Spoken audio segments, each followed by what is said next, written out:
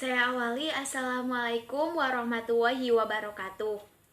Perkenalkan, nama saya Natasha Kamelia Najwa dari kelas 1B Akuntansi. Di sini saya akan mempresentasikan mengenai materi wawasan Nusantara. Sebelumnya, apa sih yang dimaksud dengan wawasan Nusantara? Wawasan Nusantara adalah cara pandang dan sikap bangsa Indonesia mengenai diri dan lingkungannya yang serba beragam dan bernilai strategis, dengan mengutamakan persatuan dan kesatuan wilayah dan tetap menghargai serta menghormati kebinekaan dalam setiap aspek kehidupan nasional untuk mencapai tujuan. Pengertian wawasan Nusantara menurut beberapa ahli, contohnya menurut Profesor Dr. Wan Usman, wawasan Nusantara adalah cara pandang bangsa Indonesia mengenai diri dan tanah airnya sebagai negara kepulauan dengan semua aspek kehidupan yang bervariasi. Sedangkan wawasan Nusantara menurut Kelompok Kerja Lembaga Pertahanan Nasional tahun 1999, wawasan Nusantara adalah cara pandang dan sikap bangsa Indonesia mengenai diri dan lingkungannya yang bervariasi dan memiliki nilai bermasyarakat, berbangsa, dan bernegara untuk memperoleh tujuan nasional.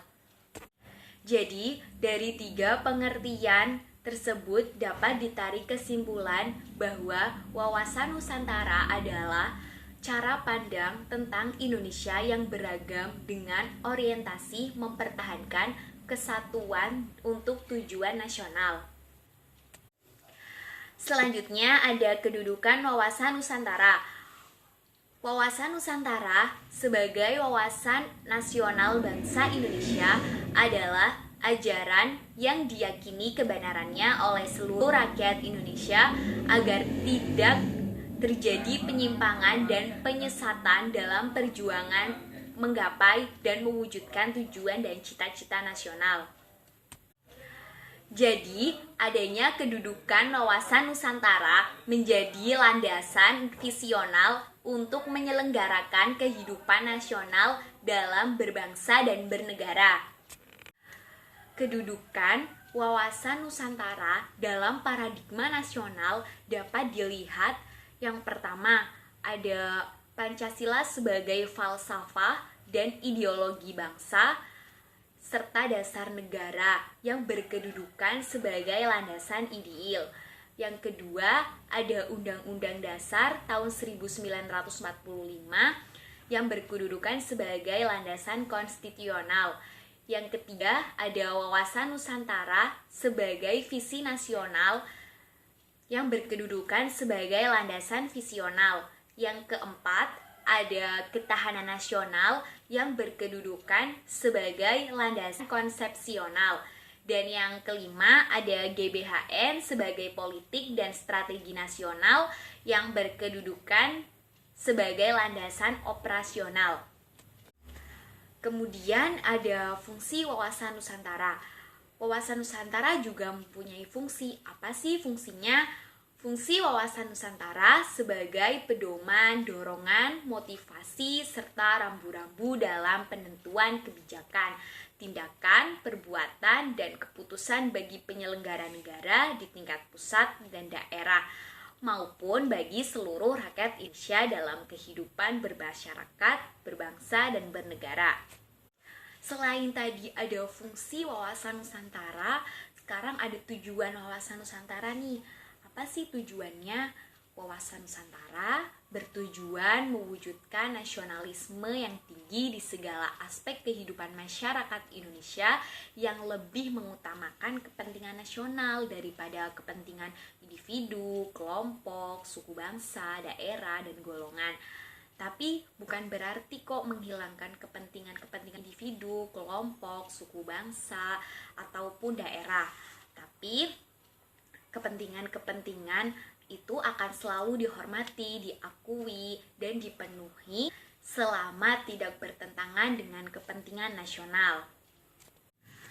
Kemudian ada asas wawasan Nusantara. Asas wawasan Nusantara merupakan ketentuan-ketentuan atau kaidah-kaidah dasar yang harus diciptakan, dipatuhi, dipelihara, dan ditaati agar tetap taat dan setianya komponen pembentuk bangsa Indonesia terhadap kesepakatan bersama. Asas-asas wawasan Nusantara terdiri dari pertama nih ada kepentingan yang sama, keadilan, kejujuran, dan kesetiaan. Hal ini seluruhnya menjadi wawasan Nusantara yang betul-betul harus dilaksanakan agar tetap terjaga. Yang terakhir nih ada pelaksanaan atau implementasi wawasan Nusantara. Penerapan atau implementasi wawasan Nusantara senantiasa berorientasi pada kepentingan rakyat dan wilayah tanah air secara utuh dan menyeluruh, yaitu dalam hal-hal berikut ini nih. Yang pertama, penerapan atau implementasi wawasan Nusantara dalam kehidupan politik akan menciptakan iklim penyelenggaraan negara yang sehat dan dinamis. Hal ini dapat dilihat dari pemerintahan yang kuat, aspiratif, dan terpercaya. Yang kedua nih, ada penerapan atau implementasi wawasan Nusantara dalam kehidupan ekonomi. Dalam kehidupan ekonomi akan menciptakan tatanan ekonomi yang benar-benar memenuhi pemenuhan dan peningkatan kesejahteraan serta kemakmuran rakyat secara adil dan merata. Yang ketiga, setelah tadi ada politik, ekonomi, yang ketiga ini dalam kehidupan sosial, penerapan atau implementasi dalam kehidupan sosial.